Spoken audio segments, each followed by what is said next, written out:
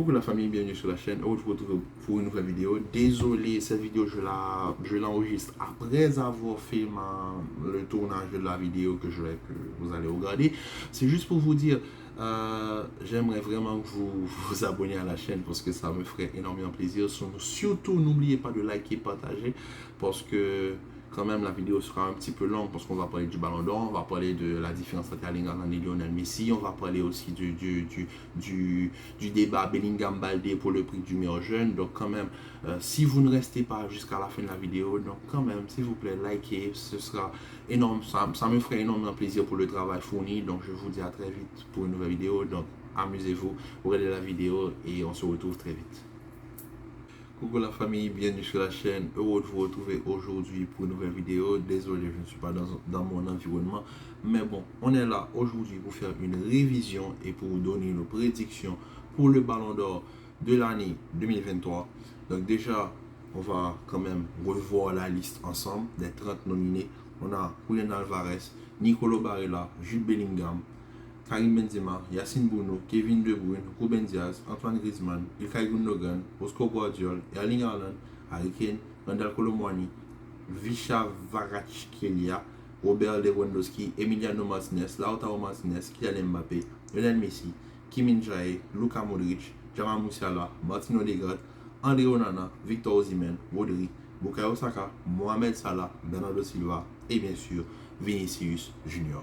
Donc déjà, félicitations à nos Madrilènes, Vinicius et Luka Modric, aussi Jude Bellingham, pour être quand même dans les nominés pour le Ballon d'Or.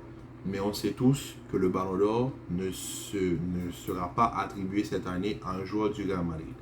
Parce que le Real, on a beau avoir fait une bonne saison, c'est pas suffisant.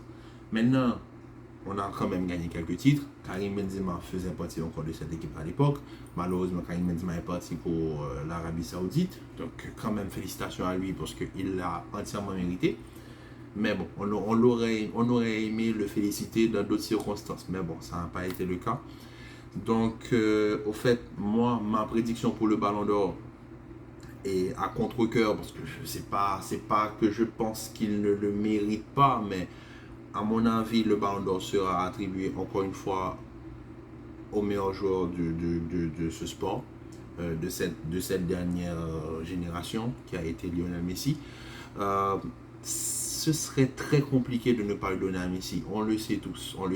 Messi, peu importe, même si on est pour ou contre, il a gagné une Coupe du Monde, il a fait des statistiques plus que raisonnables avec le Paris Saint-Germain, il a fait double-double en termes de passes et de buts marqués. Il a été, même si qu'on le veuille ou non, un joueur très important dans le collectif parisien. Peut-être les fans du PSG, je peux comprendre, ont eu un petit peu ce ras-le-bol avec le fait de ce manque d'investissement que Messi avait sur le terrain. Mais qu'on le veuille ou non, Messi, ça reste Messi. Et le fait qu'il ait gagné une Coupe du Monde, ça le met au-delà de tout le monde, au top de la liste. Maintenant, il y a la discussion par rapport avec Erling Haaland et la saison européenne qu'Erling Haaland a fait. Forcément, comme je vous dis, c'est compliqué. Erling Haaland, il a plusieurs déficits. Le premier déficit, c'est qu'il n'a pas joué la Coupe du Monde. La Norvège n'a pas joué la Coupe du Monde. Donc, déjà, un petit X sur la saison. Parce qu'on savait tous que dès qu'il y a une Coupe du Monde, la Coupe du Monde, on va dire, a le privilège sur la Ligue des Champions. Parce que c'est l'une des compétitions les plus anciennes du football. Donc, Erling Haaland, certes, fait une saison stratosphérique, exceptionnelle, historique même, pour ne pas dire. Il détruit tous les records possibles et imaginables. Seulement, il n'est pas arrivé à détruire le record de but de Cristiano Ronaldo sur une saison en Ligue des Champions. Mais quand même, Erling Haaland, meilleur buteur de la Ligue des Champions, il a remporté la Ligue des Champions. Meilleur buteur de la Première Ligue, il a remporté la Première Ligue. Meilleur buteur de la Première Ligue sur une saison de toute l'histoire de la Première Ligue. Il fait le triplé en remportant la FA Cup avec Manchester City. Donc, c'est vrai que européennement parlant, Erling Haaland a tout pour plaire, tout pour réussir aussi. Pour moi, il fera partie du top 3 obligatoirement. Mais lui donner le Ballon d'Or, sachant que tu as un joueur du calibre de Lionel Messi qui remporte une Coupe du Monde,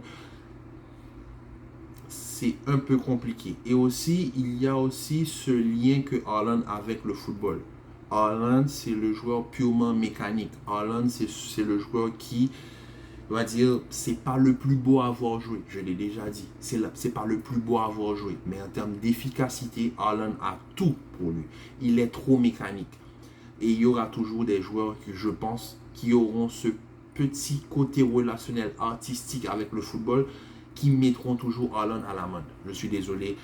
Parce que Haaland, il y a une différence. Haaland, peut-être que Haaland vient au Real, pour moi, c'est différent. Parce que, qu'on le veuille ou non, pour gagner un ballon d'or, ces dernières années, c'est soit tu t'appelles Lionel Messi, soit tu joues au Real Madrid. Parce que regardez les différents ballons d'or qui ont été distribués, c'est Cristiano Messi, Modric et Benzema. C'est-à-dire, c'est ça. C'est soit tu t'appelles Lionel Messi, soit tu joues au Real Madrid. C'est-à-dire, Haaland à City, il peut avoir tout bien fait avec City. C'est pas suffisant. Parce que dès qu'il y aura un joueur du Real qui fera, voilà, comment on peut dire ça, qui va éclabousser le football de leur talent, le Real Madrid a ce côté vitrine ballon d'or que City n'a pas, malheureusement. City, certes, a le coach qu'il faut, le plus beau collectif européen qu'il faut, et tout le cadre là qui vient avec, ce sera toujours pas suffisant. Et ensuite, Haaland a une autre chose. Une chose qui a pénalisé Robert Lewandowski de son ballon d'or, c'est sa nationalité. Qu'on le veuille ou non, la nationalité norvégienne va le pénaliser jusqu'à la fin. Haaland avait la possibilité de jouer pour l'Angleterre. Il a refusé, il a décidé de jouer pour la Norvège. C'est respectable comme choix. Mais sachez que, par exemple, Haaland, il fait une autre belle saison, il éclate tout sur son passage. Mais, mettons que de l'autre côté, Harry Kane, au Bayern de Munich, remporte la Bundesliga, fait le triplé Bundesliga, Pokal et Ligue des Champions. Non seulement il finit meilleur buteur de la Ligue des Champions et remporte l'Euro avec remporte l'Euro avec l'Angleterre, Harry Kane serait un candidat plus probable au Ballon d'Or que Erling Haaland, même si Haaland fait une saison exceptionnelle. Vous voyez ce que je veux dire? Le côté nationalité va le pénaliser. Robert Lewandowski a été pénalisé pour sa nationalité. On peut me parler de Modric, mais rappelez-vous que Modric, quand Modric remporte son Ballon d'Or, il fait une saison exceptionnelle avec le Real, mais il fait finale de Coupe du Monde. La Coupe du Monde privilégie sur l'Europe. Si tu sais que là, dans notre esprit, si là, on n'accepte pas que la Coupe du Monde, même si elle s'est jouée en décembre, ça ne change absolument rien.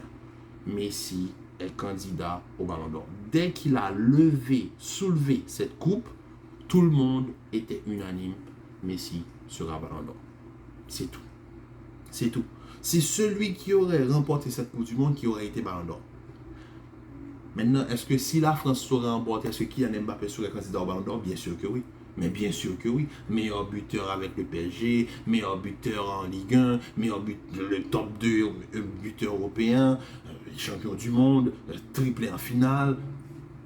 Voilà. Haaland, oui, c'est vrai. Haaland, quintuplé face à Leipzig, record de buts exceptionnel. C'est pas suffisant. C'est pas suffisant. Et Haaland, comme je vous le dis, il peut accumuler d'énormes saisons en première ligue avec City, mais il y aura pas il sera toujours parmi les favoris, mais il va vraiment remporter ce titre. Parce que ce titre-là, comme je l'ai dit, sur les 15 dernières années, c'est soit tu t'appelles Messi, soit tu joues au Real Madrid. Mais si tu veux pas être hors cadre, le seul joueur qui aurait pu, et c'est pour cela que je vais finir là-dessus, le seul joueur qui aurait pu, hors Real Madrid et hors Messi, à remporter un Ballon d'Or, c'est Robert Lewandowski en 2020. Et qu'est-ce qu'on a fait? Bizarrement, cette année, on ne donne pas le Ballon d'Or. Bizarrement, cette année, on ne donne pas le Ballon d'Or. Alors, est-ce que c'est logique? Lewandowski a tout remporté. J'étais là, j'attendais que quelqu'un décroche le Ballon d'Or hors Real et Messi. Et cette année, ils ont décidé de ne pas offrir de ballon. Non, c'est comme ça. Qu'est-ce que vous voulez que je vous dise? C'est comme ça. C'est comme ça. C'est comme ça. Et ensuite, il faut quand même Parce qu'on a beau parler du ballon d'or masculin, il faut quand même féliciter nos madrilènes féminines qui font partie de la liste des 30 pour le ballon d'or féminin. Je veux bien sûr parler d'Olga Camacho, je veux bien sûr parler de Eli Rosa, de Linda Caicedo. Donc franchement, félicitations à vous mesdames, parce que quand on est madrilène, on ne supporte pas seulement l'équipe masculine, on supporte les deux, et on supporte le club, on supporte l'écurie Madrid. Donc franchement, félicitations à vous. Et pour finir la vidéo, Catalan qui regardait cette vidéo par rapport au classement Bellingham et Balde, etc. Écoutez, vous voyez déjà l'année dernière, on vous a rien dit par rapport à Gavi qui remporte le prix du meilleur jeune. Tandis qu'il y avait Jamal Musiala, il y avait les autres là. Mais on n'a rien dit. On n'a rien dit. Parce que Gavi, qui remporte un prix de meilleur jeune devant quand même Jamal Musiala, qui est incontournable au Bayern et incontournable en sélection, qui prend un prix de meilleur jeune face à Camavinga, champion d'Europe, indispensable et avec des rentrées plus que convaincantes. Donc, si une année, juste, on vous demande juste une année qu'un prix soit attribué à un joueur qui le mérite, s'il vous plaît. Voilà, ici sur la chaîne, vous savez, je respecte les Catalans, on respecte les Catalans, on parle bien du Barça, on ne dit pas que le Barça est nul, on ne dit pas que c'est ce genre de choses. Je suis pas le genre de fan du Real Madrid à dire que oui, le Barça, je veux que le mal pour le Barça. Au contraire, je veux que le Barça soit à leur top niveau, je veux que les Clásicos soient compétitifs, je veux que les joueurs se rentrent dedans. Mais, il ne faut pas se mentir, le prix, l'année dernière, a déjà été disputé. Certains ont laissé passer.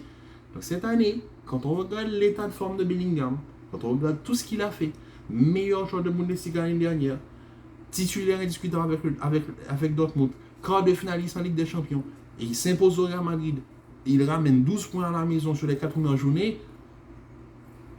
Mettre Balde devant ça, c'est compliqué. Bellingham est nominé pour tous les jeunes, pour tous les prix des jeunes de moins de 21 ans. En plus de ça, il est dans la liste des ballons d'or. Dans la liste des nominés pour le ballon d'or. Donc je pense que la différence est vite faite. Donc maintenant, il faut arrêter de crier à l'injustice, le fait que Bellingham passe devant Balde, etc. Non, c'est juste logique. C'est juste logique. Si vous ne voulez pas l'accepter, ça c'est votre problème. Mais pour moi, Bellingham va remporter le prix du meilleur jeune. Il le mérite entièrement. Il est dans les nominés des 30 ballons d'or. Il est quand même l'un des meilleurs joueurs de Bundesliga. Le meilleur joueur de la Bundesliga l'année dernière. Il ne faut pas l'enlever. Donc sur ce, la famille, je vous dis à très bientôt pour une nouvelle vidéo. Commentez, likez, partagez. On va suivre l'évolution de nos madrilènes pendant cette trêve internationale.